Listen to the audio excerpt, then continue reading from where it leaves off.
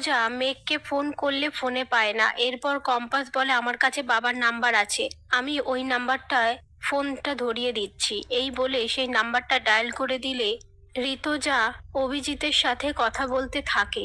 এরপর মুক্তির পাঠানো দুজন ব্যক্তি অভিজিৎকে এসে বলে আমরা কিছু খাইনি, আমাদের কিছু খেতে দাও না। অভিজিৎ বলে ঠিক আছে, আমি খাবার আনছি। তখনই মুক্তির পাঠানো গুন্ডারা অভিজিৎকে কিডন্যাপ করে সেখান থেকে নিয়ে যায়। অঞ্জনা অনেক বাঁচানোর চেষ্টা করলেও অভিজিৎকে বাঁচাতে পারে না।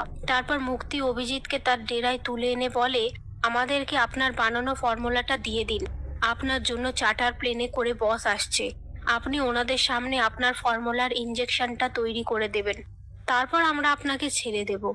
এদিকে কম্পাস ঘুমের ঘোরে তার বাবা মা আর বিহানকে নিয়ে একটা সুন্দর স্বপ্ন দেখে হাসতে থাকলে সেই জিনিসটা বিহান খেয়াল করে। সেই মুহূর্তে মেঘ সেখানে এসে বলে আমাকে অজ্ঞান করে দেয়া হয়েছিল।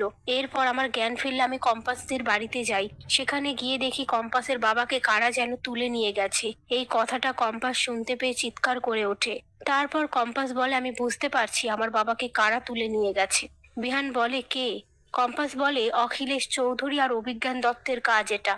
বিহান বলে প্রমাণ কি তোমার কাছে আছে? তাহলে প্রমাণ দাও। এখন কথা না বাড়িয়ে চলো আমরা পুলিশে গিয়ে কমপ্লেন করি। এই বলে বাইরে এসে কম্পাস হঠাৎ করে সোফায় বসে পড়লে বিহান বলে কি হলো, চলো পুলিশে গিয়ে কমপ্লেন করি। কম্পাস বলে এখন পুলিশে কমপ্লেন করার দরকার নেই,